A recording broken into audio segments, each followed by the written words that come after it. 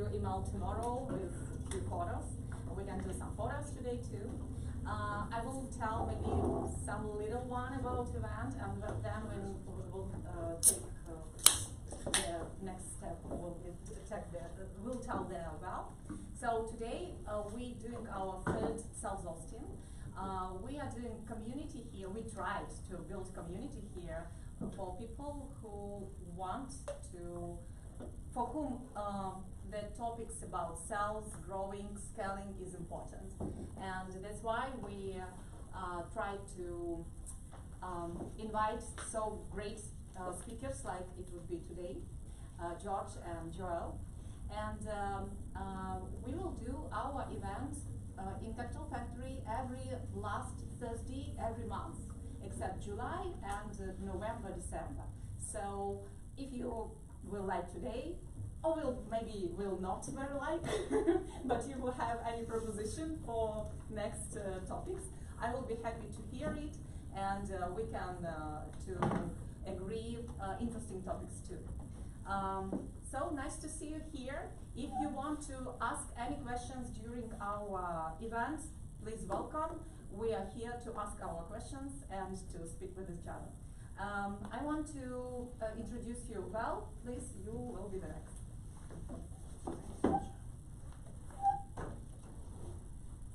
Hi guys, I have a role today like moderator and try to to move our conversation today in the right way, which I planned before.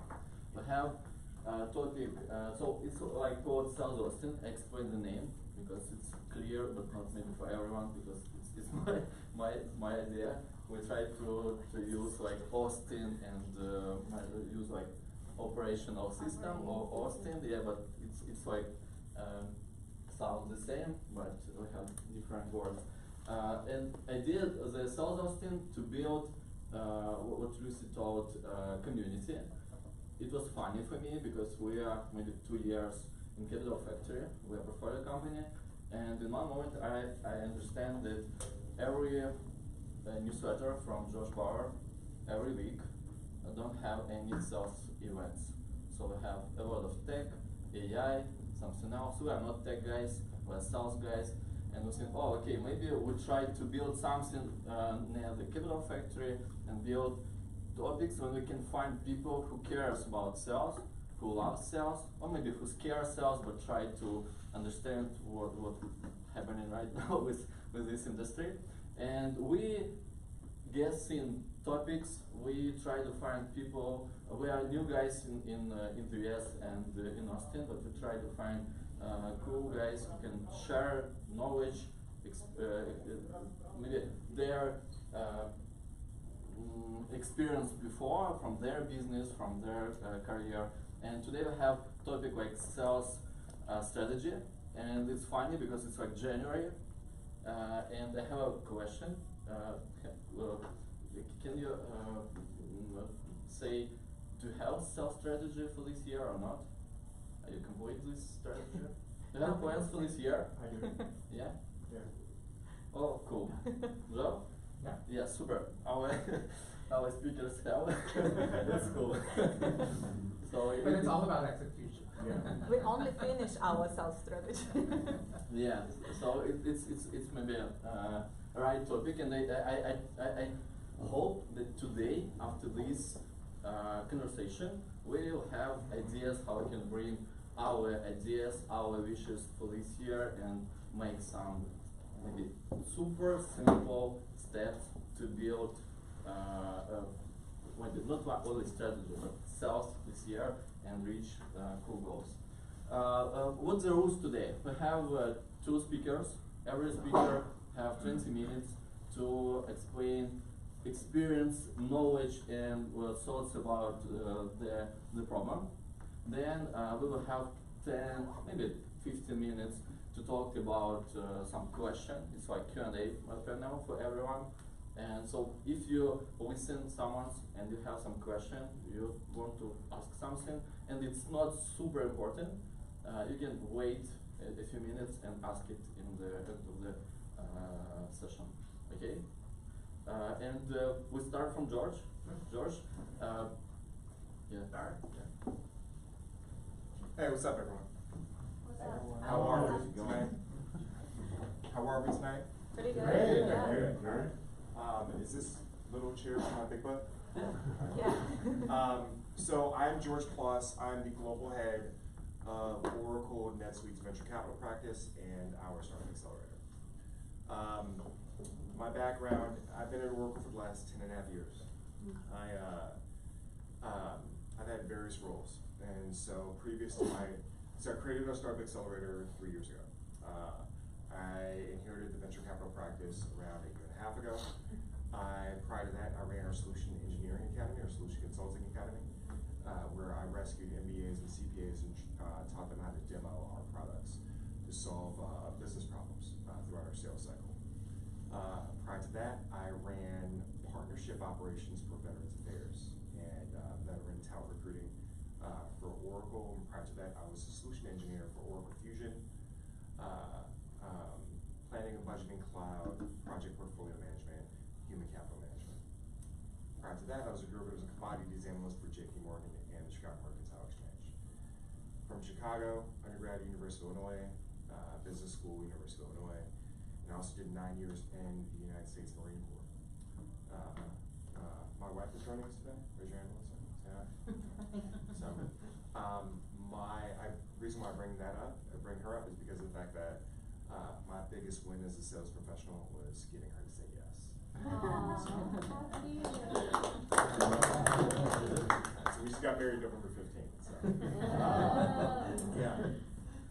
So what I do currently is I represent top of funnel operations for Oracle's ability to engage in venture capital practices in order to get startups on NetSuite at the lowest possible point.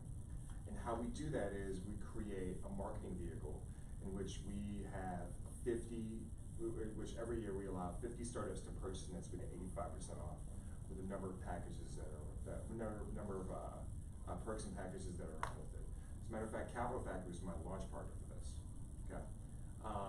And so before I begin, I want to ask the room. So raise your hand if you're an entrepreneur. Okay, raise your hand if you're an investor. Okay. All right. Raise your hand if you don't fall into either of those two categories. Okay. And what is your background? My background? Yeah. Actually, you know what? What is your derived value of coming here tonight? So I lead the sales team of one at a startup that's focused on energy software. Okay. In the microgrid space. My previous manager was at a cybersecurity company. He left to start Key 5 Technologies, and he asked me to come on board. That took a year. I said, wait till you're a little bit more mature. He's brought me on, and I'm the full cycle sales person for marketing, strategic alliances, and sales. All right, so in summary and summation, you're here tonight to gain some insight on how you can better execute sales strategies for your firm, correct? Okay. All right, who can tell me the three levels of operation? Three levels of operations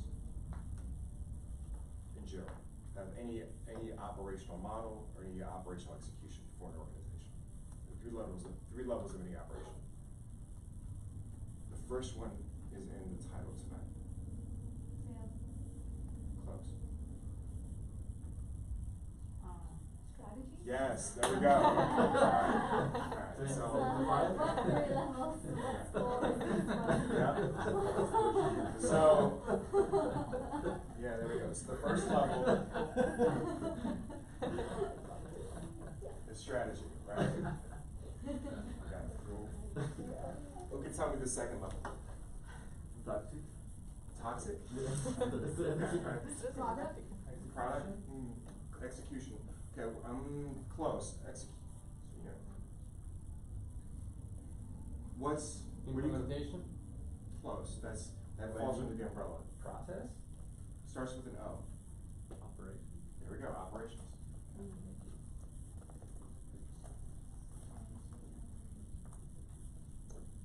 Okay. And then what's the third level? Data's used in this. What data is used throughout? Feedback? That's captured throughout. What should be captured throughout.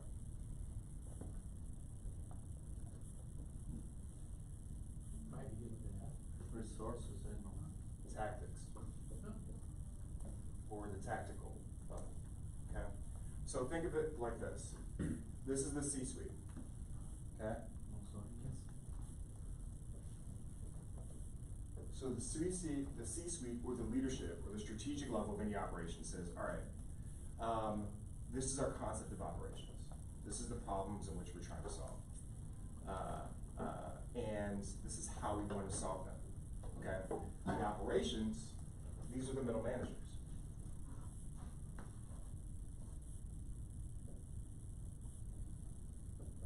The middle managers essentially interpret what the C-suite wants to do, and then they motivate the frontline sales teams on the operations, the execution, the tactical operation.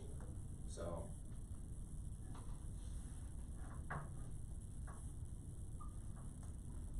now, raise your hand if you represent like a small organization, you don't have bifurcated roles. Okay. So you, actually let me move this. All right. So you are going to be operating and intermingling all these things all the time. Now, raise your hand if you get bogged down by day-to-day operations and executions all the time. I do. Every single day, right? I get bogged down in the tactical. That's literally the means to, it's literally the execution. Like, you know, today, for example, I renewed a contract with SOSV Ventures. 4,100 startups in their portfolio. They wanted to invest in startups in our program, and we were creating bi-directional deal flow, but I was bogged down with like maybe 3 or 4 dozen emails going back and forth about the contract itself and who is executing it, who's the designated signatory, which inbox to send it to, like all that. It was draining. It was just like, this is 2025, like why am I still bogged down in this? So I was bogged down in tactical, right? But the operational was, all right, how do I prioritize said firm as part of the overall strategic initiative to partner with VC organizations and bring value to their portfolio companies? So do we have a clear understanding of the breakdown between strategic, operational, and tactical? Yes. So I like to use a parent-child relationship because, not just because of the fact that I have an accounting background, but also because of the fact that I have kids. And so like I have a strategic view of like what I want, the type of children that I want to raise. I have an operational view of like how I interpret that. And I have a tactical view of like when I actually wake them up in the bed every morning, put clothes on them and get up to school. Right? So is that a good analogy? Are we following me? Yeah. Following me? All right, so I represent, so at Oracle we call them,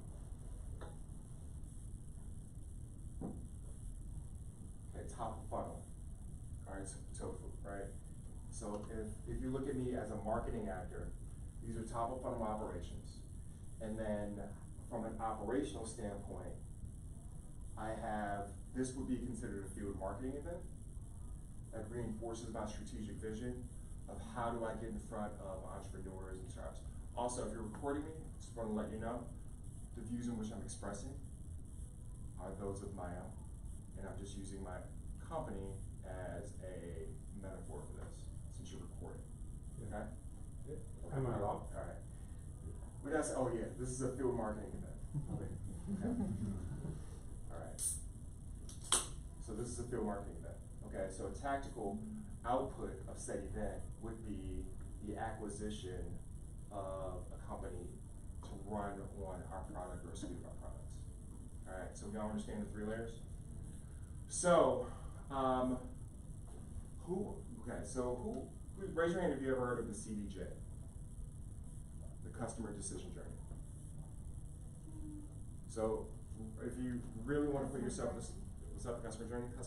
So, if you really want to put yourself to sleep tonight, Google McKinsey, the consulting groups, CDJ, customer decision journey. All right, so before you acquire a firm, okay, essentially goes through, they're not a customer yet, they're a prospect. Okay, once you sell to them, actually, let me take a step back. Who understands,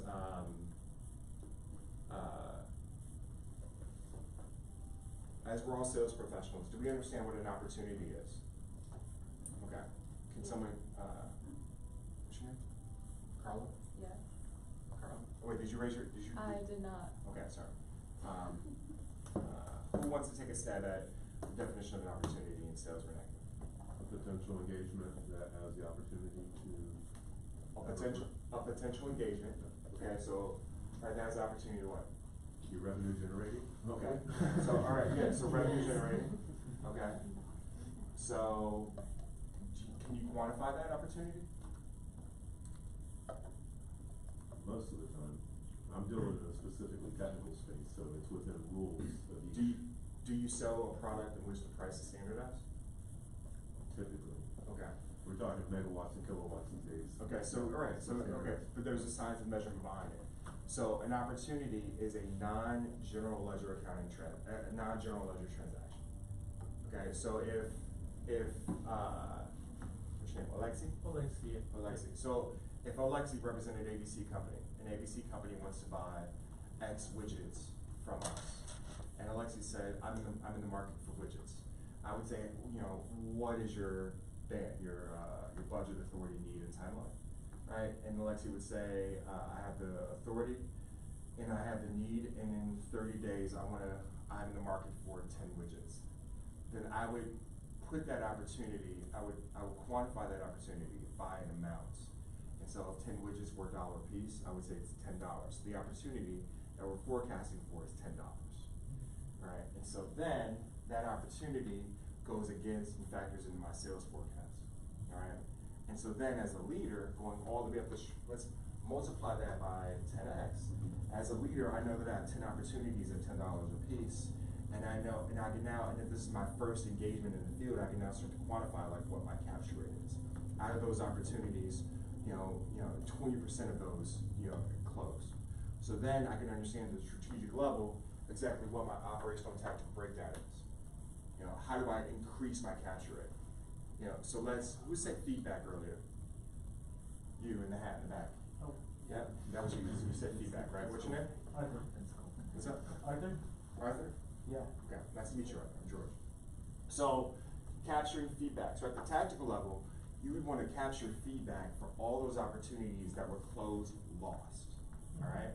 And then you would feed that back into the strategic level to figure out what do we need to change from the strategy standpoint that middle management can reinforce at the tactical level. So you're constantly capturing feedback throughout the sales cycle, correct?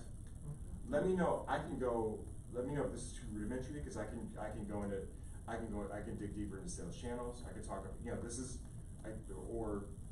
I want this to be an engagement, so if you all have any questions throughout, please ask. If anything's confusing, or if anything is look, I know about this, let me, let's jump in, just let me know. I have a question. What's up?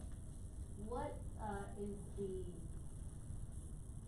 you know how it's like, hey, I'm gonna show you how to do this. What is that one line that you're like, today I'm teaching, today I'm talking about this? What's that? Today I'm Where are talking we about- leading? Yeah. So today, what is this so, leading to? so this is leading to sales strategy as a whole, Okay. concept of operations of sales strategy. And then, because of the fact that the room is so diverse, all we're gonna do is we're gonna talk about general concepts and fundamentals of sales. They're not geo impacting transactions. How you use them to forecast the amount of revenue that you're gonna bring in. How do you take feedback from it to reinforce what is working and what isn't working. Okay, sales forecasting. Not just sales forecasting, sales concepts and sales concepts of operations. Oh, okay. Oh. Did I answer your question? Yes. All right. You're welcome. Any other questions right now? All right. So we're talking about capturing feedback and reinforcing strategic operations and tactical. So we've got top of funnel operations when it comes to marketing. Every operational asset in your organization that isn't involved in product iteration or service iteration and service perfection reinforces sales. Everything should reinforce your ability to provide value for your prospect who is going to be your customer. Once you sell something to one entity and they become your customer, do they stay your customer forever? No. It depends. Hope. If it's SaaS, I hope. it can be like You hope? 10 years, 20 years. The goal is to increase the lifetime value of the customer. So the goal is to However, increase the they will lifetime value. always stay. Right, so as an entity, they will always be your customer. What is a physical good that you like, or a brand that you like? Kiehl's, Kiehl's, okay, like the health and beauty company. yeah, Have you ever purchased from Kiehl's? yes, Okay, you are a customer of Kiehl's, no matter what, when, how, and where for the rest of your life. Now the question is, are you going to be a repeat customer of Kiehl's? yes. Okay. Me too. I love their hair. I love like their that shoes. question. Right. So just because, so the moment someone transacts with you and becomes a customer, they will always be a customer. And then you assign to them a quotient or a value. Okay? And that quotient, so like essentially you go, so it goes, and from an entity standpoint, it goes prospect, sales cycle, and then they either become closed won, and then they become a customer, or they become closed lost. Sorry, it's bad handwriting. Okay, you got that. So if they become closed lost, they go through the entire sales cycle with you, no matter what it is you're selling, whether it's Kiehl's, or whether it's a B2B SaaS product, whether it's a service, you know, whether it's thought leadership. You want to understand exactly why you lost that deal. All right? And then you want to understand, after you have an amount of closed lost deals, you're capturing information, what you can solve for in those closed loss, and repeat it back down to operations so they can motivate tactical sales, like field sales professionals to get in front of it so that they can solve for it. Whether it's you know, something as simple as like, no one likes the color lime green when you know they're looking at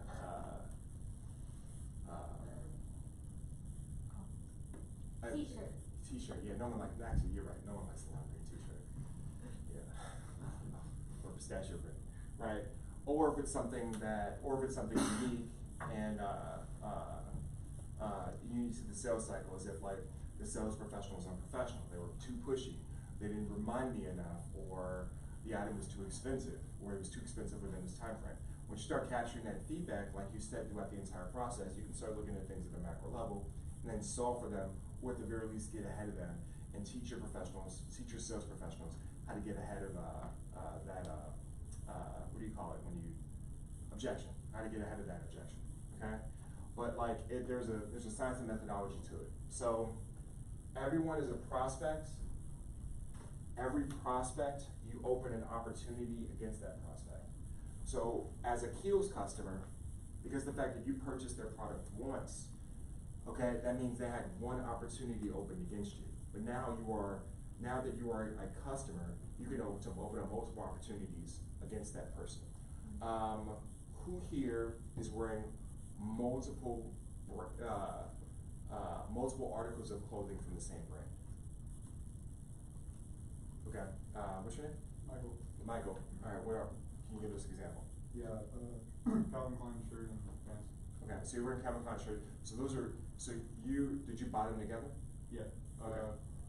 Potentially, yeah, I think so. Okay, all right. So those were two opportunities that Calvin Klein opened against you, and they closed both opportunities.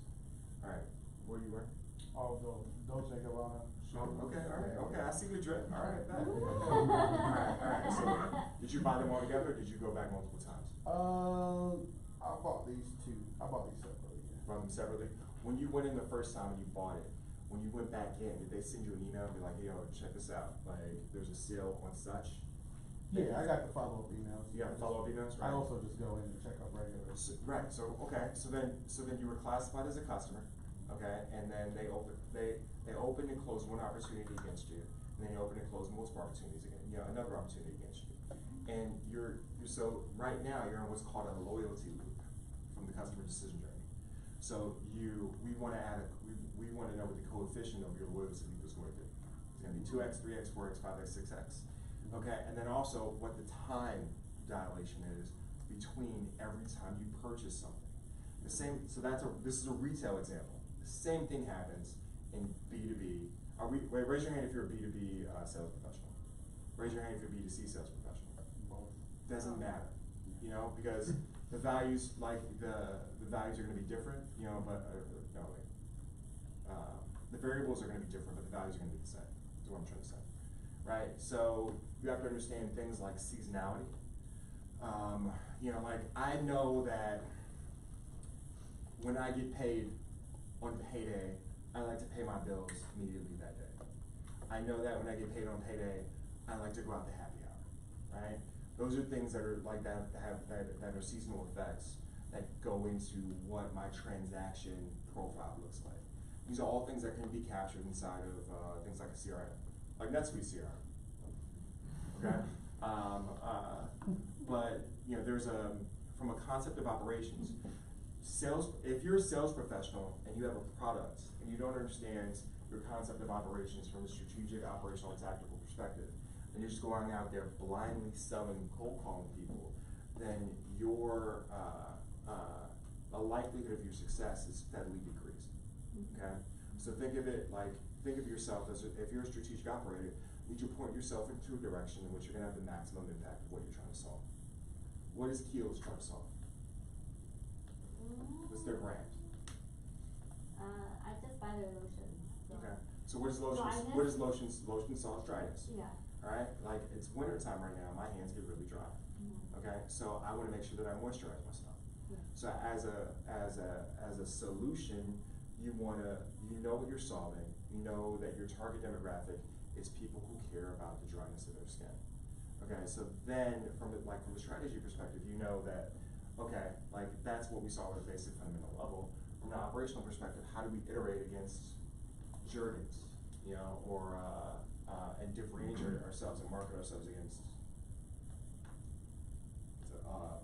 Lubriderm, right? You know, so like those are things that involve like the art of who you are as a company, your branding, your marketing, your differentiation, and then from like how you position and reposition. But then at the tactical level, you have that individual entity who you sell against and you open up multiple opportunities against. And so you would want to know if somebody bought your product, became a customer of yours, but hasn't been a repeat customer over an extended period of time. Okay? And you may want to reach out to said person or said entity and ask them, hey, why haven't you come back? Oh, because honestly your product is really expensive. I like it, but I'm not gonna buy it at the frequency in which you want. You know, or because actually raise your hand if you're doing if somebody has an annual recurring revenue model that you're selling, AR model. 1, 2, 3. Okay. Alright, so seasonality is gonna play a factor, but that is when you start to enforce contracts.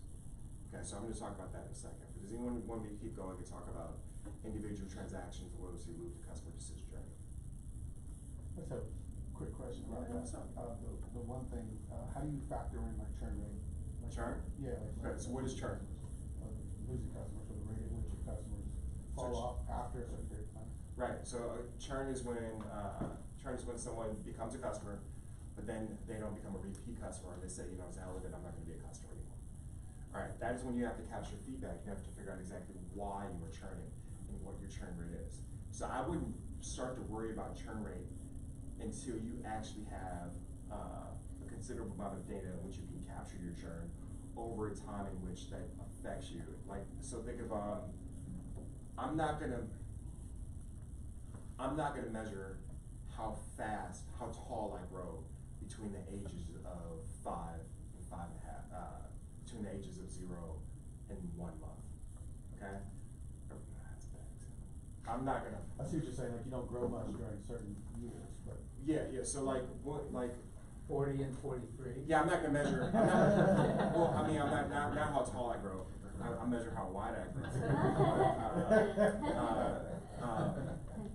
So churn is important if, I like looking at the difference between churn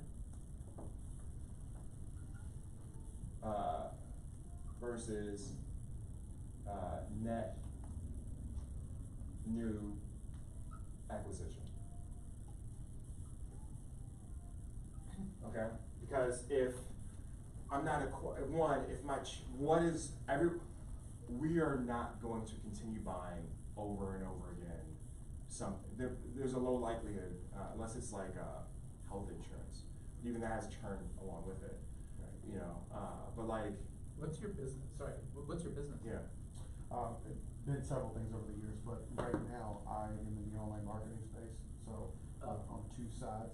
One, online coaching, we sell courses; on the other side, e-commerce. So we have a ton of e-commerce brands in different niches. So you're a marketplace?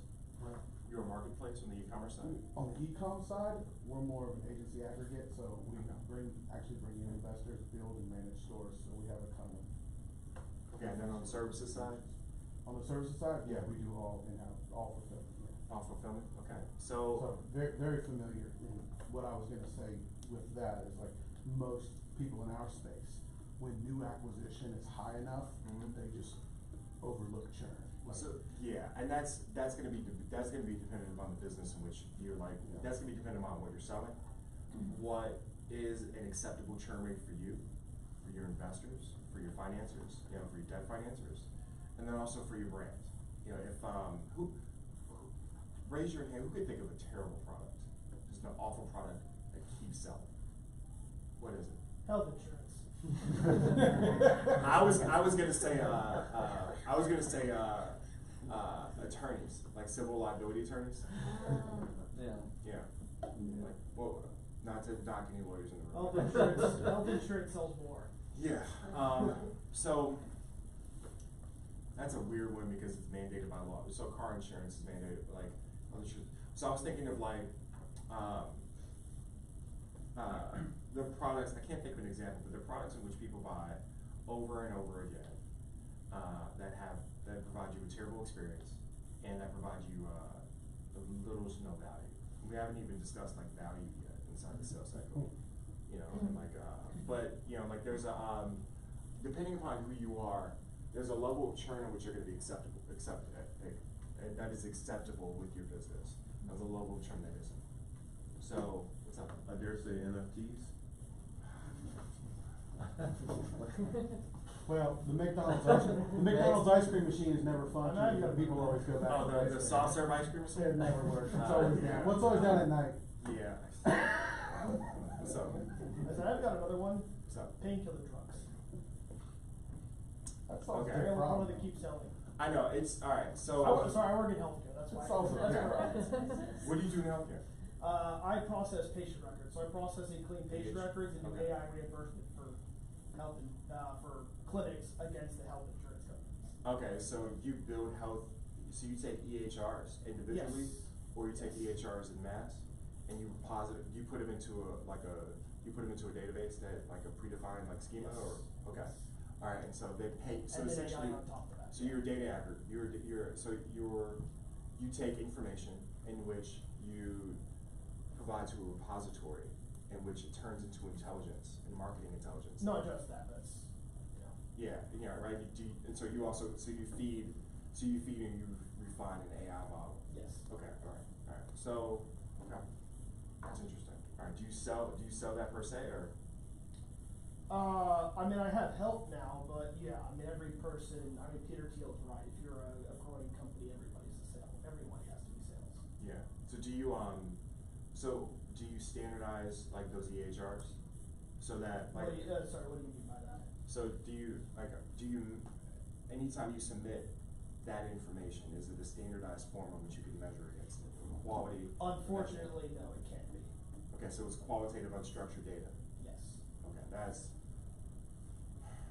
a separate conversation we can talk about later. Alright, so, I'm sorry, how are we? Probably, we started our Q&A right now, Alright. so it's okay. Okay. But I have You mean to let him one play? thoughts about, yeah, no, you can continue. I have one thoughts and one question. So, if you speak about churn, Mhm. it depends probably with active current customer. So if we try to understand what the size of the churn and why we lose them, but we can speak about current pipeline as well, and about the reason of lost deals, lost opportunities, and try to understand why we cannot execute with new customers, because it depends for these numbers that you told. But my question about in general, because it's super hard to listen for me too, so I understand that someone who don't work with some methodologies, it can be like a sales methodology? Yeah, so it's super complicated. Customers, contacts, I know opportunities. What I need to do tomorrow with strategy. I guess I need $1 million this year, and then I go to the second operational level and build some process, and I guess this process. So can you maybe resume how we can bring all of this? Alright, so what do you want to take away from all this? If you don't have correct, in summation, what do you want to take away? Yeah. Alright, so if you don't have a sales strategy, and if you're just an actor going about acting, not acting, but going about operating and trying to transact over and over and over again, it's going to be like, that's going to be a fruitless action. So you need to have a direction, and you need to have a direction. You need to understand from at the executive level who you are, who your product is, what value your product brings to the market, how you differentiate yourself from your competitors. And if you don't have a physical competitor, then your biggest competitor is going to be no action, okay, or ambivalence, like no one deciding to purchase your product or service, okay. And then at the operational level, it's going to be, okay, all right, so now that I know all these things, and now that I know the direction in which I'm going to go, how do I identify each potential prospect? How do I assign a value to that prospect? And that value is going to be from a priority standpoint. Who are you going to approach first, right? What entity does that look like? Is it from a B2B SaaS standpoint? Is it going to be a company that is it going to be a certain size company or a specific size company? How do you define size? Are you looking at revenue? Are you looking at headcount? Are you looking at market capture, right?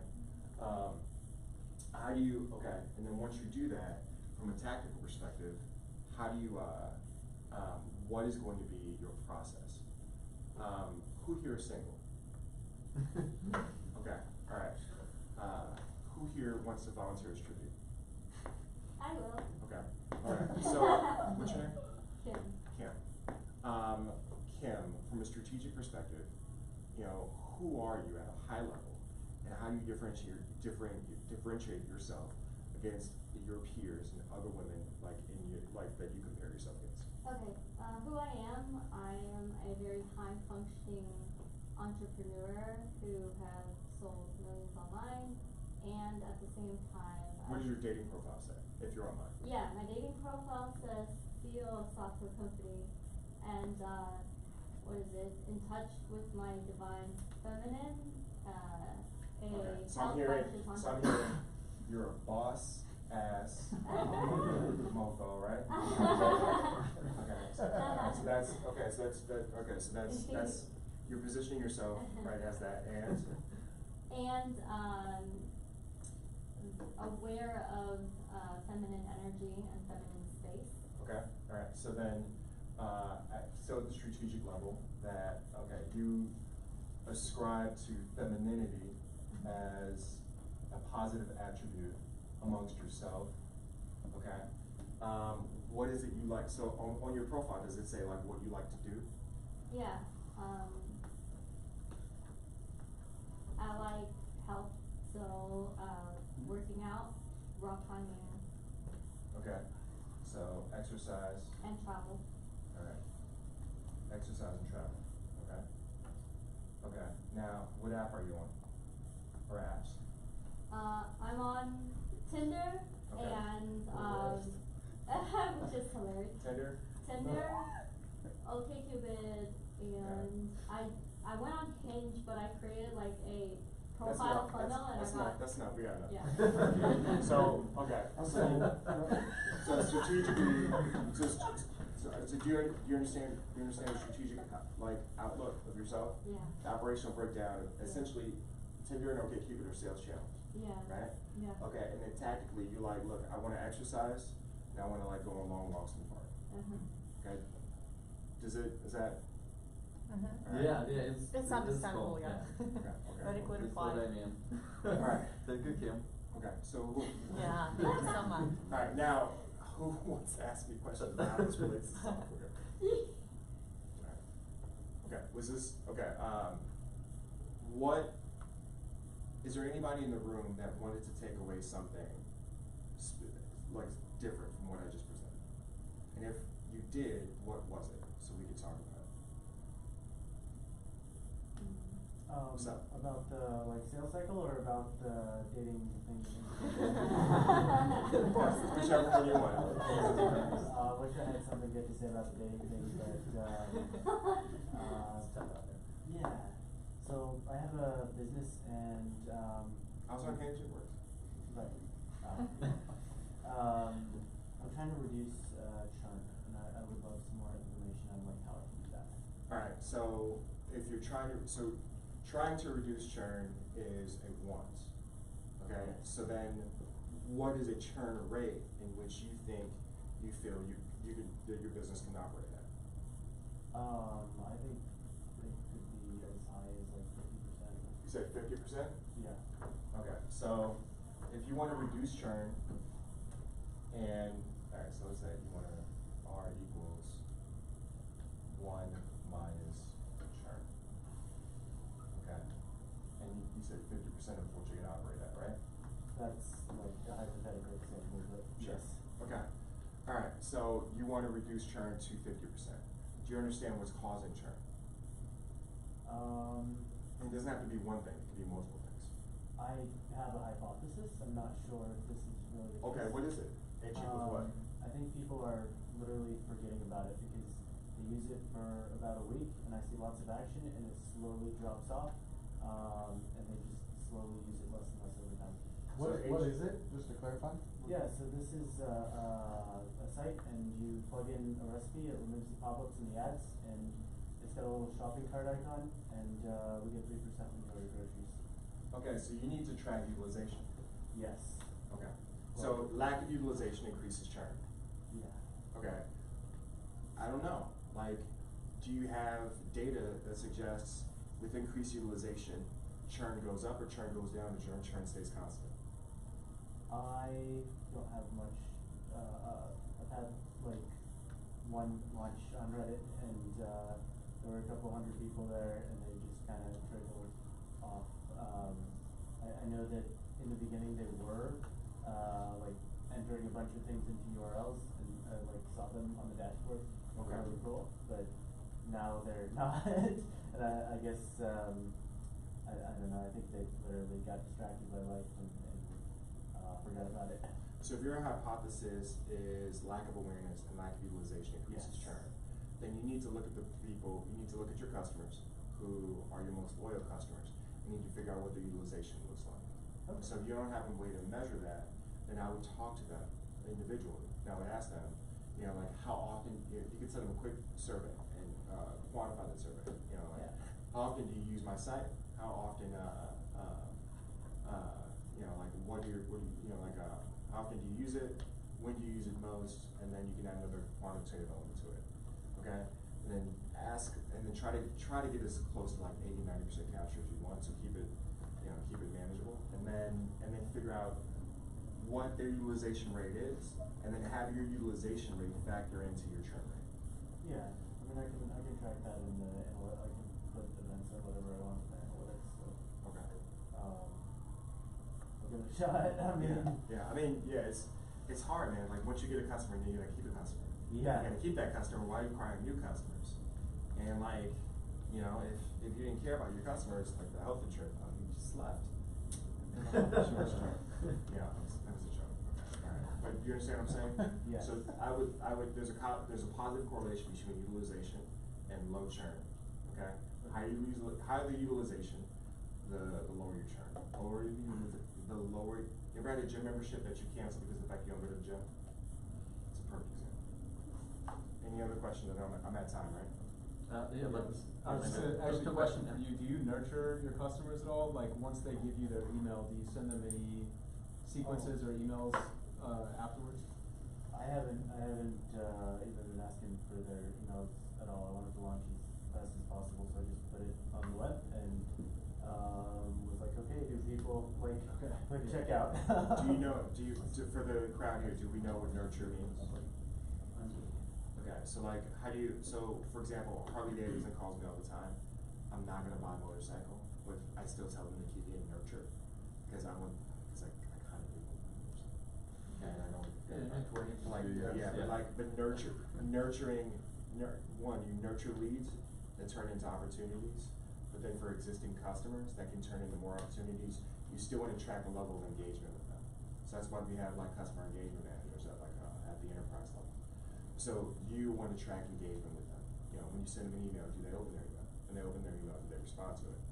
You know, and then how does that correlate to utilization? Can I add one more thing? Yeah, what's up? So, you know, in this scenario, you said you're on Reddit, but let's say you decide to do, I don't know, some digital ads, right? Sure. It costs money to acquire customers. Yes. It's a lot less expensive to nurture, in that funnel, in the middle of the funnel, like I always talk about, like throwing good money after bad. Yeah. To acquire customers is expensive, so it's a lot cheaper, and I'm sure George can, Customer speak on that, acquisition, right? yeah. Customer acquisition costs are huge. If you have a churn rate that is at 50%, and you're looking at your burn rate of your business, you wanna be like, all right, well, how much does it cost to acquire a customer? How much does it cost to keep a customer over a period of time? That's measurable for you. And then how does that equate to utilization? How do all those factor in to my amount of burn? Okay? Am I making more money than am I making more money than I'm spending? But then also, if you're not, if you're a loss leader, which is fine, are you capturing a market that no one else has captured before? Because if you're a loss leader and you're capturing a net new market, then you're going to qualify for like debt financing, or maybe investor financing rounds, because of the fact that because there's going to come a point in which you're going to acquire said market, and you're going to run a profitability model. Yeah, so. But I don't want to. Oh, yeah. Yeah. No, but go ahead. I was just gonna say, yeah, so there's like, two other competitors in the space, but they've only been here for like less than a year. And I'd say that as far as profitability goes, we are not completely profitable, but at the same time, this gets more efficient at scale because, the machine learning needs to run once and then it's cached and it's permanently, like it becomes free to scan any of these recipes and then it becomes just like, there's no actual cost to running the server. It's all in the customer acquisition. Okay. Everything can be. So then we gotta look at the relationship between your operation, your OpEx versus your customer Yeah. acquisition cost. Yeah. I would definitely just chime in and say, look at the guy that did the training app for the Duolingo. The CEO gave a talk about engagement and so many. Oh man, I get Duolingo updates. Hey, ABC bot has learned more than you today. Don't you want to beat that bot? I'm like, I do. This is not a real person, and I shouldn't be losing to a fictitious person. You got it? Okay. So, but yeah. Yeah, and we have the last question. Last question. Is there any material you would recommend for somebody looking to pivot into sales? Right now I'm reading John McMahon's Customer decision journey by McKinsey, Okay. CDJ, and then Porter's 5 Forces model. That was critical for me, and then that's all I've drawn. I'm sure I can think of. I'm going to be driving home. I can be thinking of something else and communicate myself. What about like mastermind?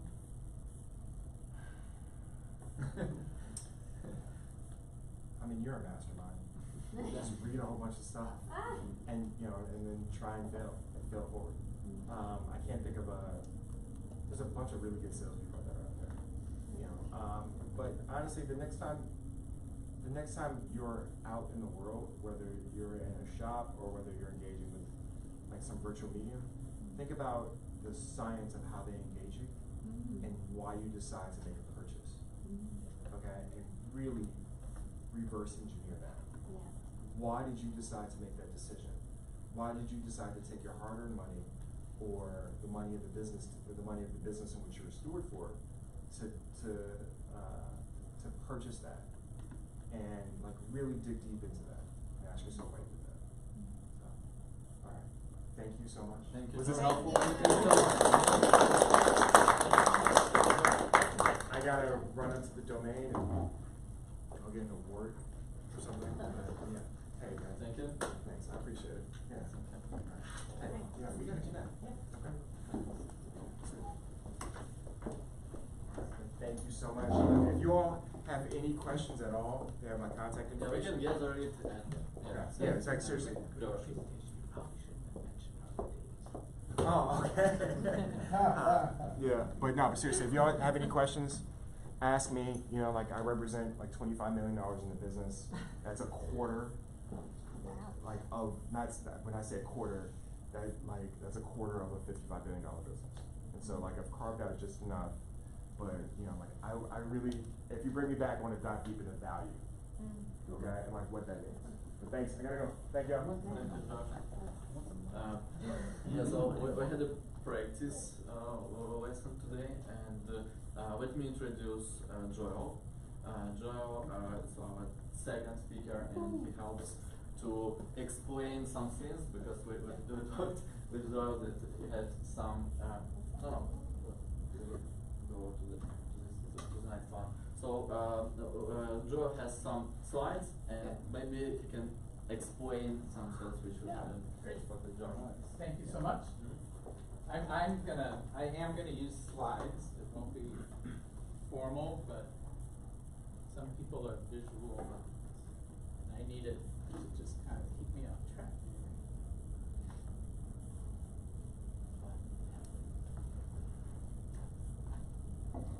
And so, I'm gonna erase this stuff.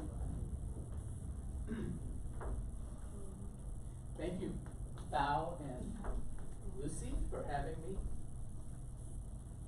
Thank you for joining us. And so I used to work at SAP, and you know, we were talking about this session, and Lucy especially was like, oh, we want to really hear about like SAP, but like you just got a good view from a dude at Oracle. You know? And I'm not at SAP anymore, and I wanted to sort of keep it. I mean, it was a very, I'm glad that I'm going second, because I'm going to talk about some really simple things, and I am calling this Big Lessons for Growing Companies. And so just kind of in that context, how many people here are in a growth phase of their business? And so Everybody want to grow. yeah, we all want to grow, and I do some things independently, and I have some partnerships with some other more established entities, but you know, we're all in kind of growth or aspiring to growth, and so what I'm trying to do here is just kind of take you through some lessons that I've learned kind of along my career and what I'm doing now. I'm trying to break it down and maybe add a little color into what we were just learning. So my background is pretty much, has always been high growth. And most recently I was at SAP, and I could throw out, I drove $1.5 billion in marketing contribution, and so like in all that sales funnel that he had, I was doing a lot of the strategies and orchestration to sort of connect dots and do all the, you know, the big, I mean, well, how many people have worked for like big corporations? I'm curious. But really not too many. That's interesting.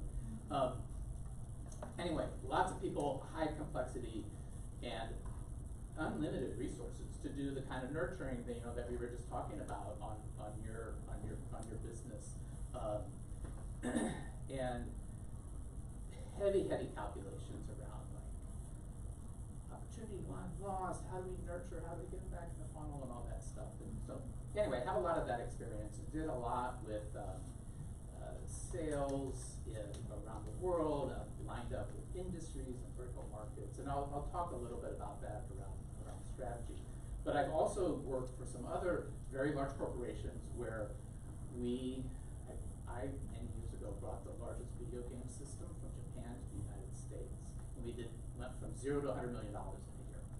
Unfortunately, we were competing with Sega Genesis, and you know Sega Genesis, but you probably have never heard of the brand that I brought from Japan. But we went from 0 to 100 million. Another line went from 0 to 500 million in 12 months, and then I was part of the team that launched the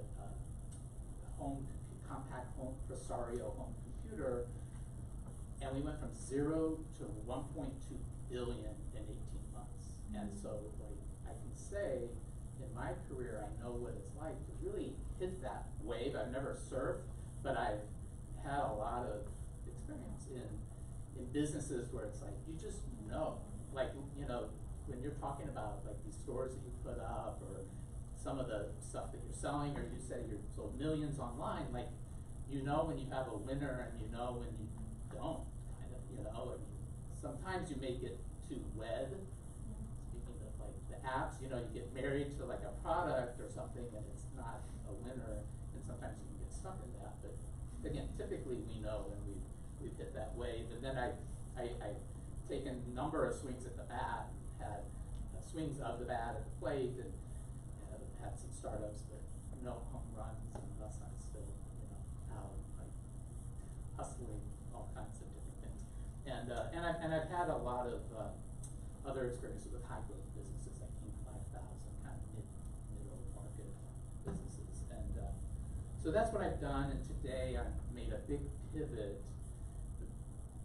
Like the SAP experience was digital transformation, and so I've made a big pivot into healthcare, because healthcare, for me, I found that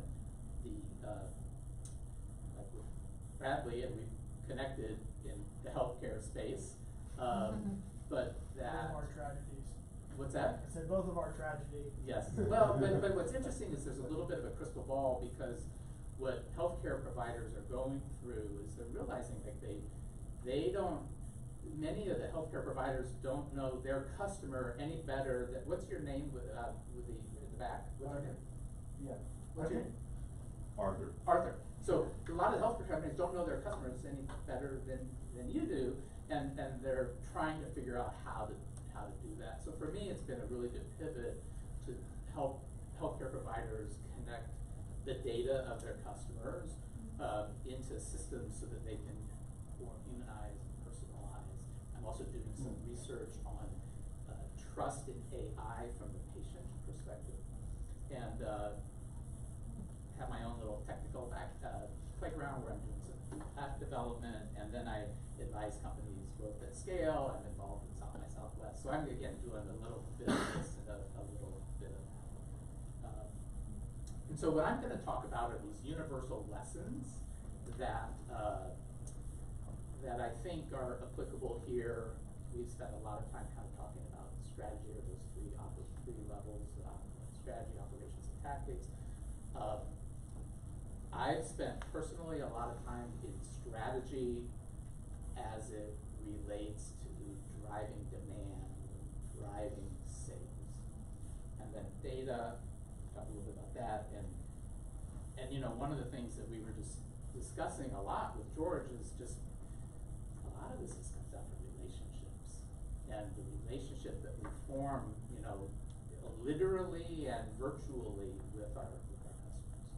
So kind of the way I've tried to put this together to share, and you know, talking to Val and Lucy, is the lesson you know, that I pulled out of, you know, working for these giant companies. And so how many people would say that their business is simple right now? Like, you know, minimal complexity, like it's just, like, I would assume a lot of you have fairly, you know, you're not in like 27 different industries with product managers and brand managers and you know, different sales VPs who handle parts of the country or the world, you know, whatever.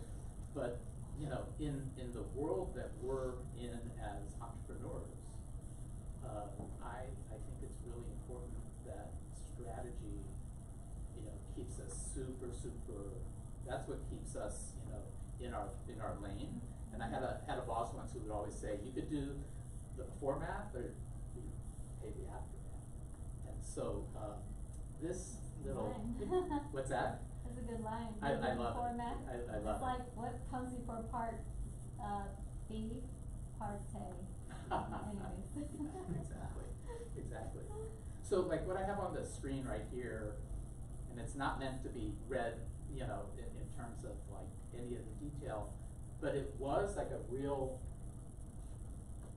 like this chart, this was like a 4-month project with like gazillions of people, and what this represents are like the big strategies of protect our installed base, invest in innovative new markets, and so on and so forth. And then looking at industries. So I used to work where I was orchestrating all this across 25 different industries.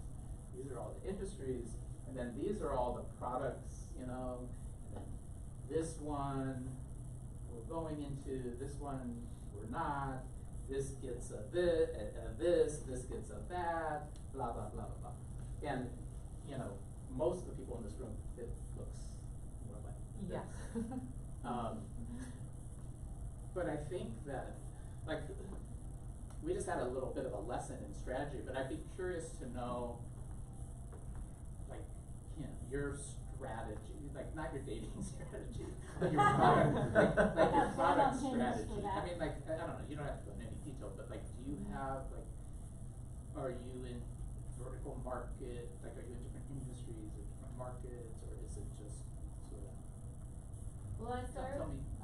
so one of my companies help coaches, course creators, monetize from Facebook groups. So it's very specific. And because of that, we have coaches from all types of, like, teaching all types of things come in. So we, as a company, have to learn to, streamline that process, like how to fill up a group, no matter what your niche, how to monetize, how to help them monetize it, and then how to install, like, setters and CSMs, in their current system so that they can, know who to hire in what order. But it's all very tiny. You know, what our biggest client makes $1 million a month, so it's like, okay, and they're not like crazy enterprise, clients.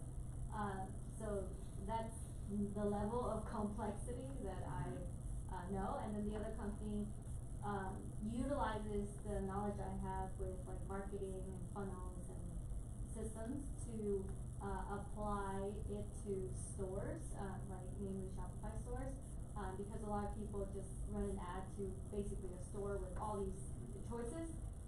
So I'm applying that whole funnel strategy from ad to funnel to retargeting to scale a store in a way that a lot of people don't really approach it that way. When I listen to like you guys, I'm just like, your world is so Different, yeah. different. So are you a solopreneur? Or do you have? One business, I'm the core owner, and then I have like a bunch of independent contractors. And then the other one, I'm just building. So, and my partner, he sold about 290 stores, for, like over 12 million. So I'm partnering up with him. But that business is kind of, a re-skin of the business he sold, so we can sell it again. So, and so anybody aspiring to sort of one day have a company that, you know, is like this? So, and so regardless, I mean, I think again, the strategy, you know, your like if you decided to set up you know, I don't know, go in business with that person who just sold the bit, you know, really expand, and you decide, well, we're gonna do this for, you know, these groups and that group and this and that, whatever. Like my kind of main point is, it doesn't matter if it's for, you know, your one community, or you decide I'm gonna go break into kittens and this and that, and you know, it's that core strategy, and every person you bring on, you're gonna socialize the vision, and whether you're just reinforcing it to yourself or, you know, to your new hires. I think the real message here that I'm trying to say is, you know, scalable strategies start with focus, and you have that focus, it's super easy to build it out, whether you're going to a new selling region, whether you're bringing on a channel partner to help you sell, whether you're looking at going into an entirely new product line. How do you find focus? Well, I mean, I think the focus, the way I define focus is, you know, working backwards from really the revenue. You know, like I'm going, you know, I make money by, you know, you're talking about the communities, and you know, that's how you make money. And you're, you know, if you start working backwards, this is what I have to do, and these are all the, you know, this is how I train, and this is how I educate, and this is how I, you know, help them get people to their community, you know, so on and so forth. And so now if you want to expand to an entirely different domain, it's very repeatable, it's scalable, it's repeatable. So you could hire 10 people and just sort of train them to do what you do and turn them loose into other sectors or other parts of the world or other, right? I would assume. Yeah. And On so a- the focus on a part, smaller level, so the exactly. focus part is, you know, this is my core, this is what I do, just like you gave him your dating profile, like you know what it is you do, how you do it, and that, if you keep that focus, then now I wanna go to another industry, another market, you know, another column on the spreadsheet, I know exactly how to do that. Yes, yeah. We used in consulting company method like X method. It's like super close with dating topic today because we analyze our past customers and our current customers and trying to understand why they chose us and what value we give them and what is the value from our experience. It's from our deeper understanding this like industry, this type of role. So yeah, it's like close for access. Yeah, right, exactly. So, and then, you know, kind of the next piece that I wanted to touch on is the data. And I like to think about data as an inspiration, you know, kind of a catalyst. And I've always, like in the corporate world, especially, like, you know, I could share meetings that I've been in where somebody's like asks a question, hey, like how many people went to that last event in the and in this community, in this Facebook thing, and then somebody's in the meeting and they're like, oh, I don't know, I asked the person in analytics, but they're on vacation, so the next time we meet next week, I'll have the number, you know? And it always drives me crazy that people, you know, kind of don't have They don't know their the numbers. data and the story. So I always like this sort of thing that I created, and I always just sort of carry it with me in terms of how I think about what George was talking about, which is, you know, if you have a plan, you have to build it, you gotta make your, I mean, whether it's a product or a campaign, and then you know, once it's in the field, like, it's out there, and then with this, it's like, how accurate is my plan? And there are a lot of metrics, like, my budget, was my forecast accurate? How efficient is the build, like time and money and even like redundancy? So again, big company, I mean, all as small companies too, but sometimes like if you think about, I don't know, you're using a contractor or a vendor, you said you have a lot of subcontractors, like how many times do you have to redo their work? I don't know, maybe you don't. But like sometimes somebody comes back, or you do a vendor, or oh, I don't like this copy, or I don't like this skin. We need to redo it, and so there's a time and money kind of component to that. So it's easy to measure, and then how effective is it? Like you know, things he was talking about, win value, responder time, but then like facts determine action. and there's always a place for intuition and gut, but, you know, we have a lot of, I love leading indicators, so like even if you don't know what, like you were talking about nurture, like I love looking at email open rates on a bigger, like if you're sending to 1,000 people, email open rates in the first hour, because you can like extrapolate it. If you know that like 8% of your emails get open in the first hour, or 22%, whatever the, you know, whatever that number is, 22% get open in the first hour, that'd be amazing. But if that happens and you get 8% in the first hour, then like, what's wrong with this? Or if it's 50%, like wow. I had a business that I had. One of my first customers was HubSpot when they first got started, and they used to do all these campaigns, and I had a live chat. So we were on their web. So if you click, if you were on the HubSpot website, and people know what HubSpot is because everybody knows it today. So when you go on their website and you want to chat before bots, live chat, I had the live agent, so I put little things of code on their site, and it triggered my team. And one time, it just blew up. It was just insane.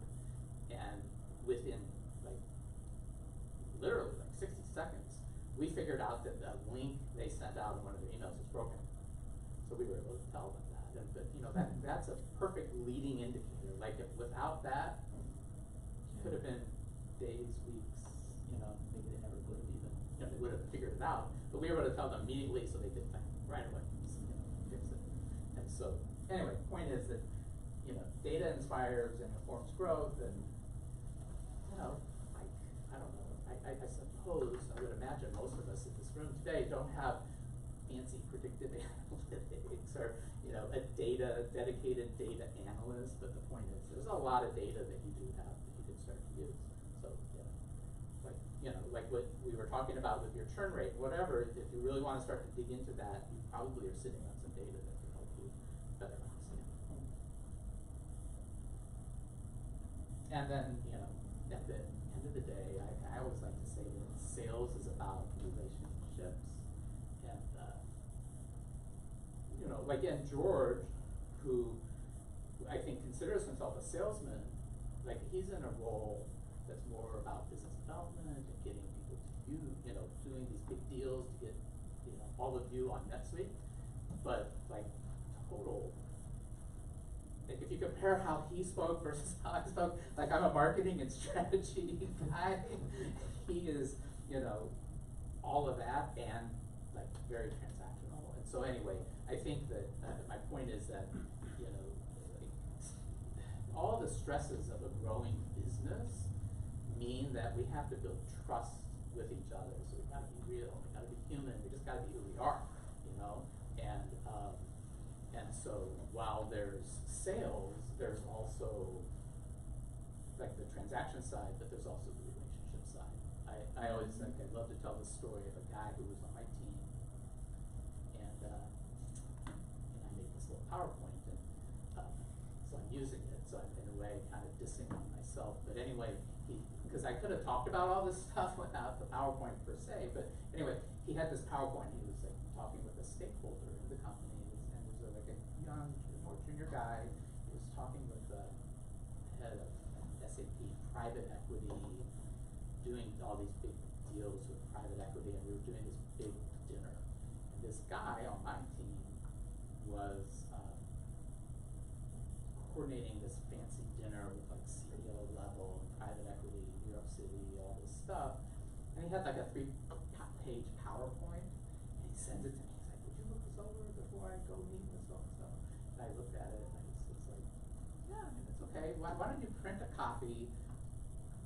I know you have this meeting. Tell him you want to meet him downstairs at the Starbucks, and just like have a conversation. And the guy, you know, the guy on my team calls me back and was like, "Oh my God, that's like the best meeting I've ever had. It's like we just sat and we talked, and I had all the information that he needed when he had his questions. But like it was great. Like all we did was we talked." And so again, I just always loved that as an example of how to build really relationships and trust with people, because that's, and in these communities, like that's the people who like, you know, pop populate them, that's what they're looking for too. And so I think the authenticity is super important. And you know, and then I say here, like, the framework, so like, I don't know, how many people commit the stuff that we're talking about to writing? Like, kinda, you know, who has a sales plan, but like, how many people have your strategies and kind of what you're doing in writing that you follow? Like, half, like, okay, yeah. Can I ask a question? Yes. It was growing, yeah, and scaling, and how can I to understand? Oh, question. How can I to control that this quality working with our customers, especially if we sell difficult product, yeah, not so simple. How to control this quality? How people work with clients, because when you grow quickly, it's can be big trouble for company in general. So it could be chaos and so on. How to understand it? For example, if we're growing quickly, we open a lot of, for example, points of sales, yeah, that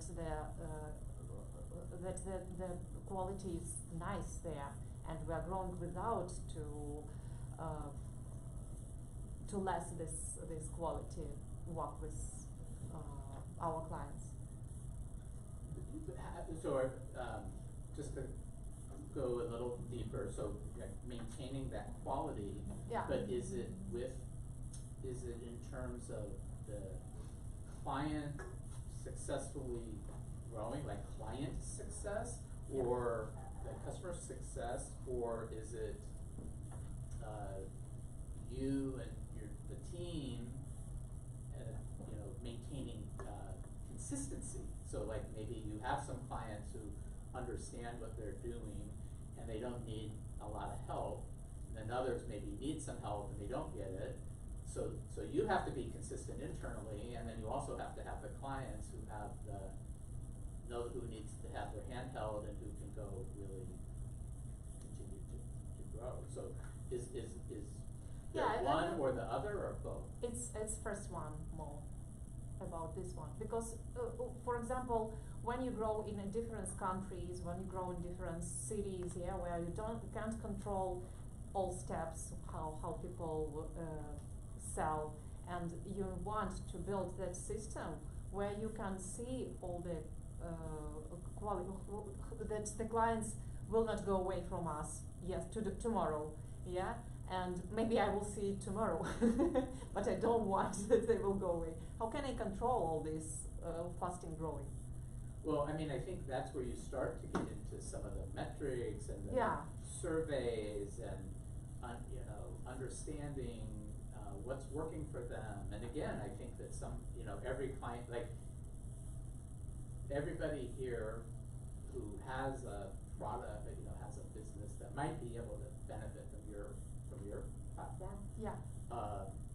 Each one is going to has different needs, and so I think what's interesting about the chart that I had before is, you know, if you're in similar markets and you can continue to grow those clients in the similar markets, it might be more consistent to know if this one's not working, you know how to help. So but I think a lot of it comes back to the relationship and having the conversations, and there's that delicate balance with having the conversation with the customer and being able to provide that service. Okay, thanks. Okay, does that answer your question? Yeah, maybe. I only maybe think about my example when I worked in the company who grows very quickly, and we didn't have a lot of technologies like today. It was maybe 10 years, more than 10 years ago. And I was that person who went to these locations and saw what isn't real. And sometimes it was a very different picture. I know that we're growing by clients, but sometimes we didn't control how people walk on the places with clients. For sure. It was sometimes it was terrible, sometimes it's great, but yeah, it was so a lot of things what we need to control in that time. That's why I asked.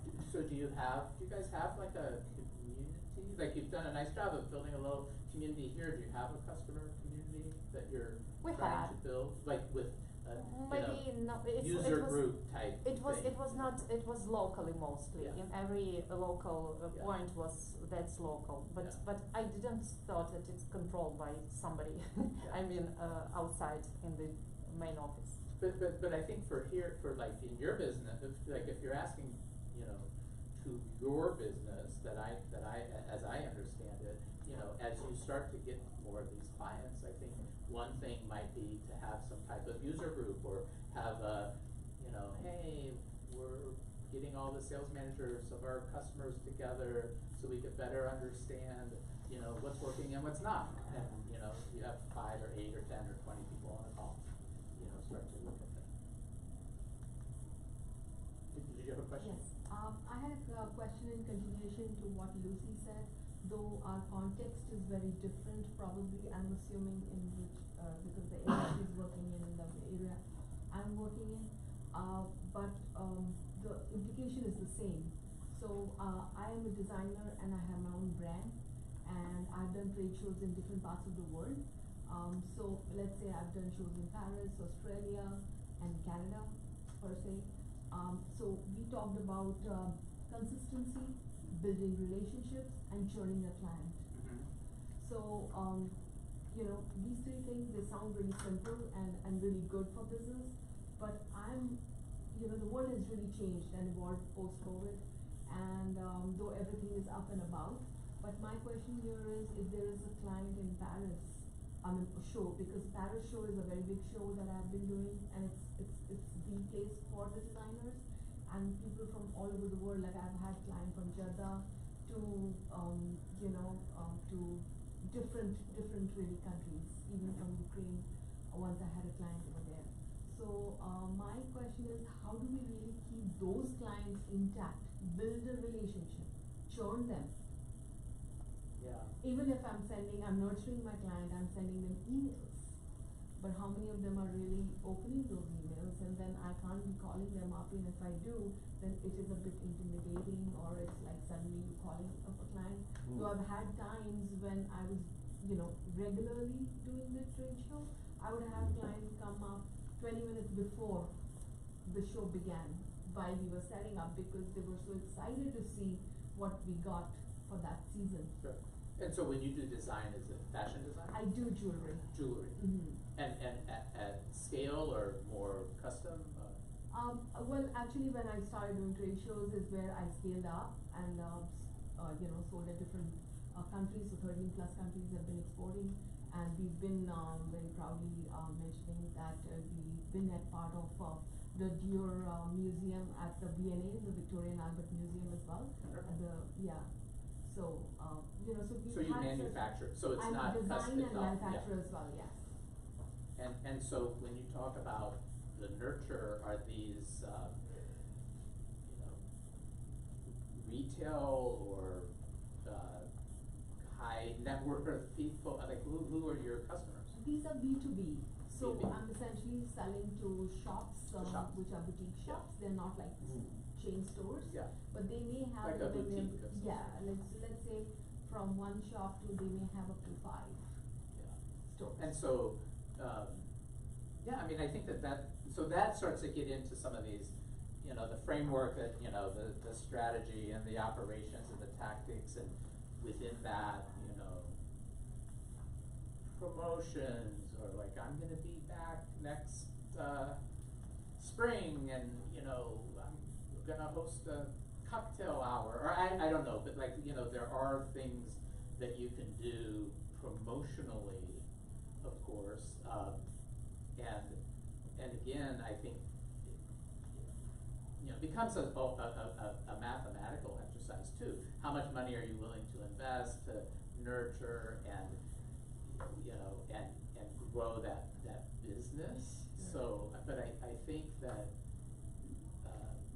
anyway, I mean, you know, I have all kinds of thoughts, but I think it would take us down a rabbit hole, you know, in terms of this, but I think the bottom line on in the context of this conversation,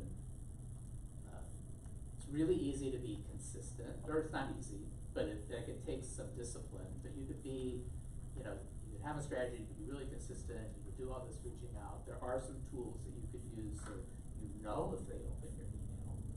Yeah, of course, There are we do things that like too. that, but then, you know, then it gets a little more complicated. Because they are small businesses themselves too, so what happens is that they are so consumed within their own selves that they just buy what they see. So Right. unless you're there for the show, you miss out the sale. So, but you can't be everywhere. Right. But like, So- you know, if you're at a show, you know, are you big enough to, you know, like you could do financing or, you know, like depends if you're big enough, but, you know, so things, there are all kinds of things you can do to promote, you know, for promotional, to, kind of close the sale. To, you know, and just, and drive that traffic to your show. You know, when you're at a show. Are you doing less shows and more online now? Yes, that's what I'm trying. Yeah, okay. Because it's become more expensive to be Yeah. part in the show, Yeah. to travel and all of that. Yeah. So, yeah. Yeah. Yeah, question. So kind of a follow-up, kind of like that, continuation of that. And earlier you brought up the customer acquisition cost. So just what are some general ways that we can lower customer acquisition cost? Really understand who's in that funnel. Like one of the things that so again, it depends on your business, but like, where you have these businesses where you're reaching out to customers on email and maybe they're coming to your website and filling out a form. I don't know, is any of that familiar to what you're doing? Where you're trying to get them to complete some action on the website and then turning them to a customer. Yeah, sure. And so, you know, you might have all these people who never converted into the become a customer.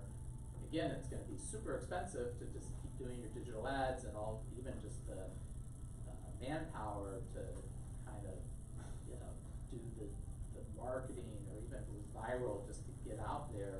So taking the people who you've already identified, getting those who are customers to buy more, and those who aren't customers to buy. And so that does take a lot of analysis and a lot of, you know, a lot of testing, a lot of, you know, even just A/B testing. Is this landing page working? Is it, you know, like I'm sure with your web stores, you're testing all the time, you know, and the smallest, you know, the color of the font on the web page, the size, where the form is, you know, how many fields you're asking. It's a lot of psychology. Yeah, do you have the technology to do progressive registration? So maybe you just ask them for an email and you can come back to them and, you know, then. I was gonna ask you, what are your sales channels? Like, when you talk about customer acquisition costs, where are you acquiring them at? I'm just asking in a general sense. Oh, in general sense. Yeah, but yeah, so like, I could throw out all that general stuff, and then, you know, you can start to dive in deeper, but I don't know, does any of that resonate, or does that not get to the level Yeah, of detail? makes sense. Optimization. Yeah, but I think that, the calculation in a more established company, one of the things that I started doing at SAP, and it was kind of novel, it was really interesting to be in such a big company where the business process office wasn't already doing this, but we would, everybody would scramble for budget money at the beginning of the year. So even if you're a startup and you have some investors, and maybe you do another round or whatever it may be, you know, you have some money in the bank, so now we're gonna do this, buy, you know, digital ads, do all these campaigns. But sometimes what the marketing team is forgetting to do is analyze who the salespeople are already talking to. So it's not linear. It's ongoing.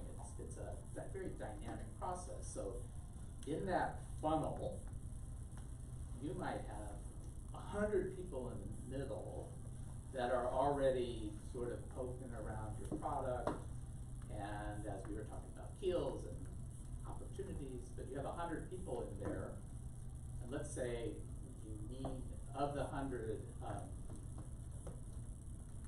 50 are gonna go to the next, and ultimately you're gonna close 10 of the 100, let's say. And in your budget, you wanna close 50, okay? So you have 100, and I'm gonna close 10. Well, that means I don't have to do marketing to get me to 50, I have to do marketing to get me to 40 plus 10. And so there's a lot that you can start to do to sort of peel away with those customers that you're already engaged with.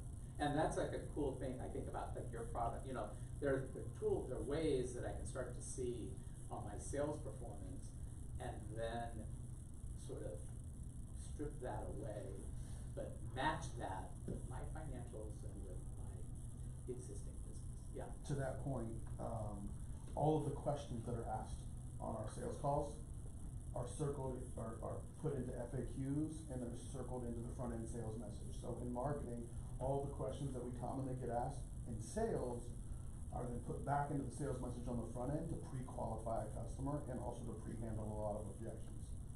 So that also does help, in pre-qualifying. You have an attractive message that then attracts the right person, repels the wrong person, and that does lower your costs on the front end. Yeah. Have you been using chatbots or any something form of that? Yeah. Because there's a lot of data that can come out of that. And there's always a great example that I find with like a chat, with chat. I love chat. Not so in love with chatbots, but I love that chat. But, well, we get this question in our chat, we can answer it, or we program our chatbot to answer this question.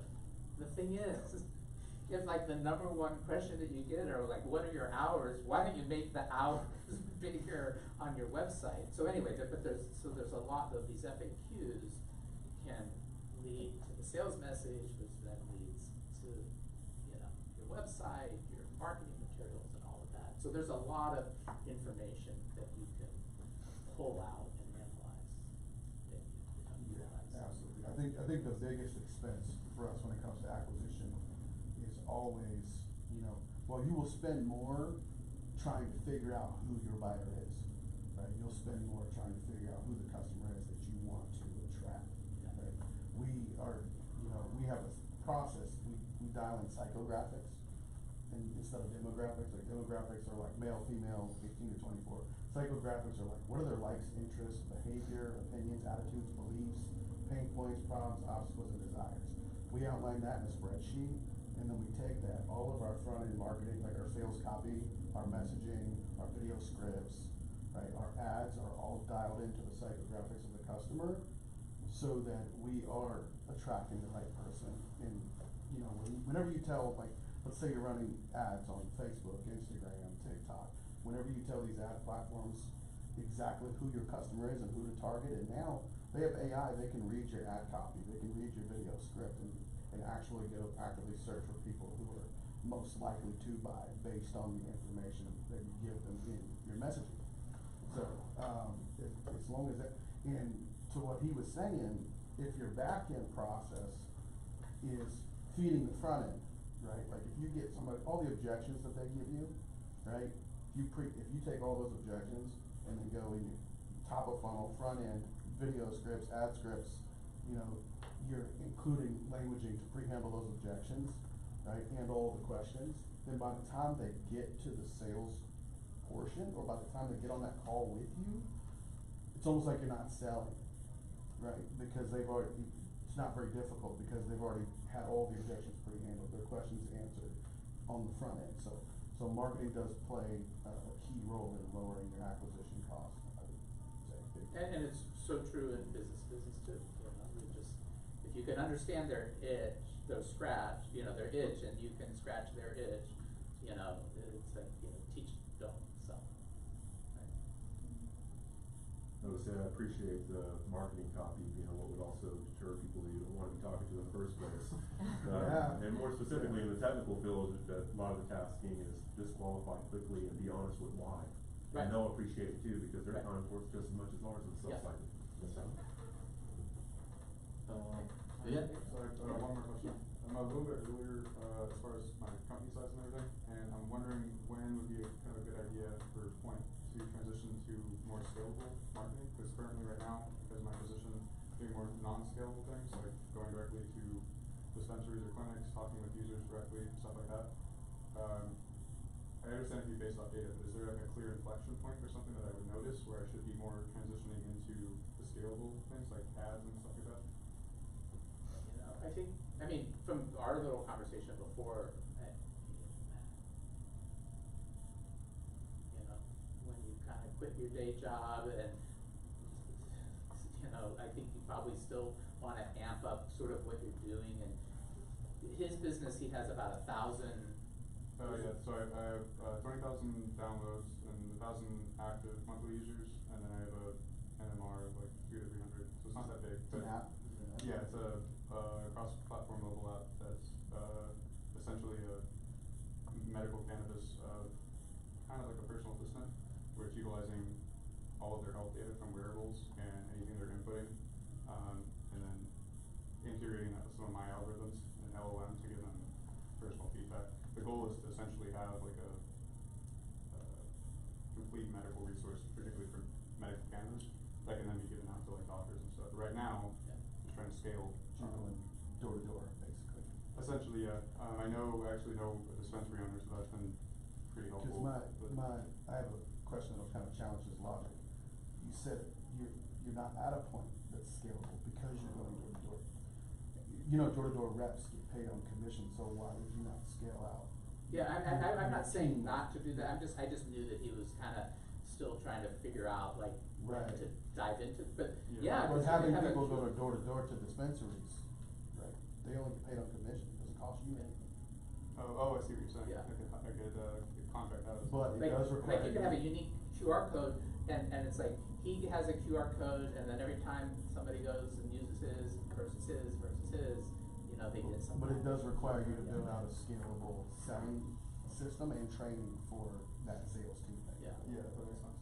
Is your customer like an individual consumer or a dispensary? I didn't understand that. Currently, right now, it's B2C, but the goal is to eventually have a B2B, potentially like a white label solution. Yeah. So then the dispensary or the clinics could utilize it depending on their needs. And then if I download your app, am I paying something up front? Is there No. It's there's free sites. So there's like currently right now there's like a journaling stuff, there's recipes, whatever you need. But any of the not whatever you need, but that stuff, any of the foreign data intensive stuff like the statistics, analysis like that is behind the paywall. Okay. And right now I am undercharging. I want to add a few more things like localized in every language, stuff like that before I switch. Currently doing a $19.99 per year, but I'm going to be switching it to $4.99 per month, which I think is a lot more in line. Okay. Yeah, because one thing that has worked for us, we're also direct to consumer, is affiliate marketing through like TikToks and YouTubes. Okay. Where you have micro-influencers. Yeah, exactly. Yeah. So if they have a link and anyone signs up, you don't pay them anything, but if they promote it, they get like a 40% or 50% cut. Yeah, don't listen to some ex-SAP guy. Listen to this corner of the room. Yeah. kind of the same thing. This is more directing a person, and that would be okay. Because give up the like 50% of the first year sales, so it incentivizes the creator to actually promote it. Mm-hmm. But then you get, assuming they renew beyond the first year, you capture everything beyond that. And there's softwares that do that, like Rewardful and other things that you can integrate into your app. Okay. So. I'll have to check that out. Yeah. See, and then my strategic brain wants you to spend a little time getting some oncologists and clinics and others to give you endorsements and street, you know, more cred, so that when you do this, it's just like a no-brainer. Okay. Authority building is huge. Yeah. So if you had I still don't a even know what TikTok, I have if to you had a say. You know more if about you that. had a TikTok doctor, like oncologist, like, you know. Yeah. But like if you partnered with a TikTok creator that's in that space in cannabis, and they had 3 videos get 3 million views, I mean that would be tremendous for you. So yeah, the startup I'm working at right now, we did that. It was a micro influence on TikTok, and one of her videos randomly got like 19 million views. Yeah. And I think they paid her like $50. It's Yeah. kind of an insane turnaround. You'd be surprised that a lot of them with large followings don't make money, right? Yeah. They don't make a lot of money, so hitting them up, $50, $100, whatever, some of them go for it. Yeah. Well, hey, thanks. Yeah, thank you, John. Thank you.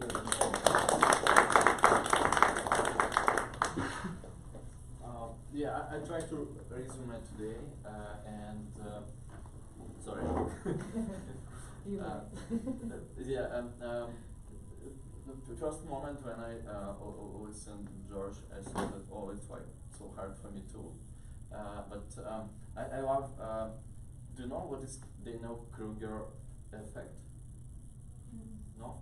I try to show you what it is, because this helps me usually, we work with different industry, and one moment you listen someone and you understand that you know nothing about all of this stuff, and it's like hard. But what I have, like some effect, so it works like this show how you know this topic, how you feel you know this topic. Yeah. And this one, it's like time, how you work during this topic in industry or in some program. And usually for everyone in any new industry, it looks like this. So maybe in first 2 months when you start working in new industry, you do nothing and you feel like you know nothing about this. In 2 months, you think you are God in this industry. Yeah. Then 3 months, you understand that you again do nothing, know nothing about this, and then step by step, years by years, you try to understand something. Oh, it's not. Oh, okay. Do you know? I think that it's cool because sales strategy for today is not like topic, like only topic. Look at this like some plan for strategy for our monthly events, and we try to explain every part of this. But what maybe different ideas about today session. First of all, I like idea that everything we can build step by step, like evolution, like iteration. Because if you see that you need to use different methodology, it's like hard. You need to have ERP, CRM, a lot of stuff with BI systems. It's hard. You say, oh, maybe when I have a few million per month revenue, maybe I can hire someone, delegate this, and they do it for me. But my idea that I try to build from first day working business in any business, when you don't have, for example, sales in your team, to build some framework and improve this framework every day when you work. I try to show what I mean maybe about and resume again what I listened today. So if you speak about strategy, operation, and tactics, what I recommend to do, like on the first level when you try to build this first time, and this approach I use for myself because I held sales strategy for 2025, finished it last week. So first moment I recommend to know what you sell, and then customer, whom, and maybe how, and this is like metrics. You need to understand what you want to reach. So you choose the product, focus, then you channels. Imagine like channels here, what you want to have, like what we talked about this. Then, if you speak about operation, I have approach with 3 parts. Again, it's like process, and process, and we can speak about lead generation process, deal process when you need to work with customers, which you bring on your pipeline in CRM, maybe a customer success process. So what you need to have, you can use some pipeline zones, some stages, and maybe you can use like Google spreadsheet and some simple CRM. And about CRM again, it's like the second one. So like you need to have some machines, BI systems, CRM, automation. So try to automate this process what you want to have today. And the last one, it's like people, because people is the hardest thing. You cannot control them super deep. That's why I maybe a little bit told about tell you about what we do. But again, people, you need to give them some instruction how they need to do this process using these machines and do their work. And tactical, it's like playbook. Probably you know what is playbook. We try to give some instruction, templates, rules, which you can use every day. And when you work in this approach and you work with this process and you try to use these machines, and these people go to customers and build relation with these customers, you can receive some feedback, and this feedback you can use for improve this process, improve this automation, improve some algorithms for the people. And it's like step by step. You need to have process to update anytime when you have some ideas what's wrong. For example, about churn, about some churn for current customers, for deals on the pipeline for new customers. But again, it's like work like cycle. You write some process, you try to use this process, you understand the feedback, you update, and again repeat. So it's like short framework after this session. What the main maybe idea for the next one? We have topics for all this year, and I think we in one month try to share with you next ones, which will be about sales processes. Announced today the next event. It would be about pipeline, by the way. Yeah. Yes. So, but if you have some questions, or you want to speak about some topics, about pains, about everything in sales, what you try to understand better, feel free to send us this like a message or email or LinkedIn.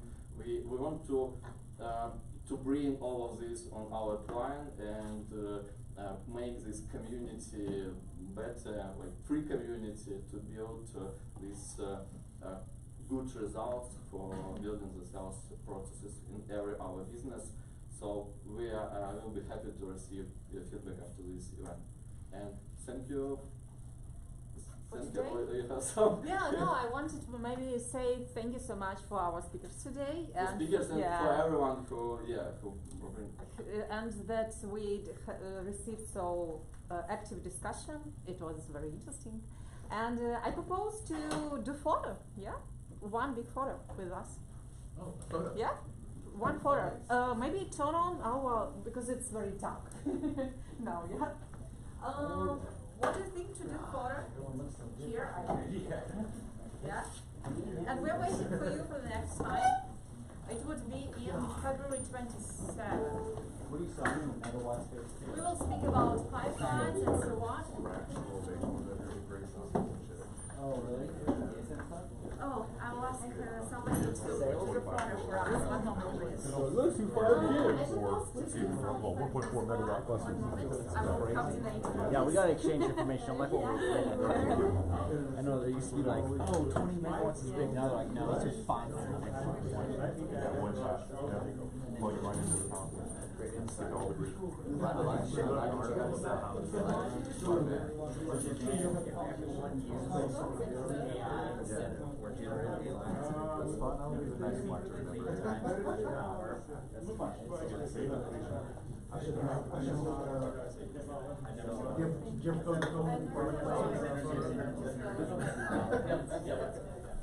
Oh, you want power? You better build a nuclear reactor or build a geothermal. 1 moment. I will call the light. I'm just really good at pretending. Oh, it's a lot. Please close that. I can deal. I'm just getting this Come some closer, please. Yeah. Of course. I'm so sorry. It's closer. Here. Brad, here. And, I'm sorry, it's some clothes here. I'm sorry, there's a separation. Oh, you're tall, sorry. I propose to say something, cheers or something nice, yeah? Not so seriously. What will you say? Hi! Hi! Okay, so you guys go. Alright, perfect. Looks great. By the way, it's Elijah who helped us to do all these events. Thank you. Thank you so much.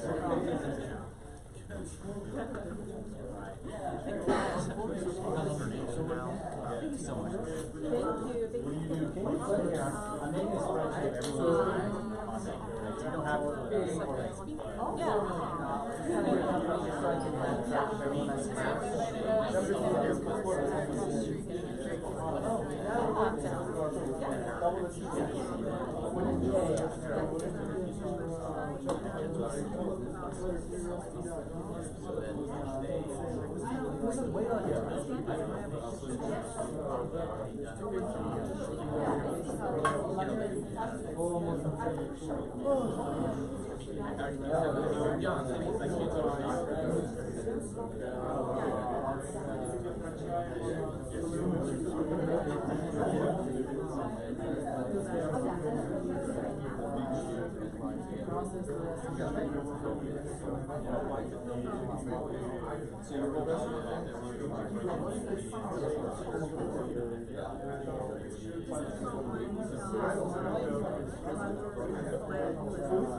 Oh, no, not my picture.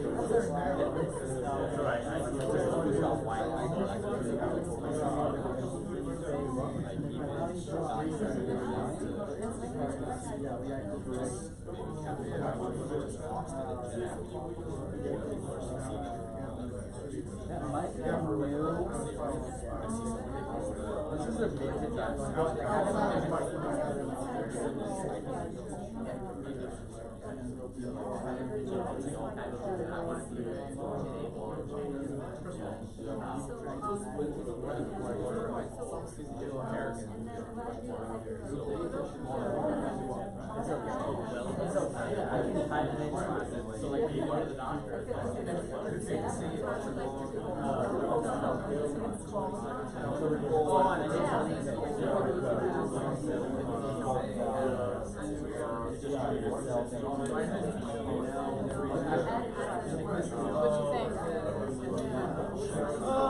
The first one was very corporate. It was nice, it was interesting, but it felt like one of my indie like, I've become too much of an entrepreneur at this point, like, if there's a significant difference between selling when you're part of a big company because their marketing engine, all their money's behind you, you take away that magic and you just have to live it on the ground tactically. Like, I've seen people who are able to sell and talk all the fancy terms of this and that, and perform in a corporate environment, but part of their performance is a giant company, a giant brand, lots of money, and then you put them outside of all that, and everything they think is true turns out to have been about optimization of money and marketing and other people. Yeah, that's what it was like at sales. And the sales team would just plan out all the politics. And when you become an entrepreneur, it all becomes stripped away, right? Like, and the things that work when you're selling as an entrepreneur still work in a big company. It doesn't necessarily work the other way around.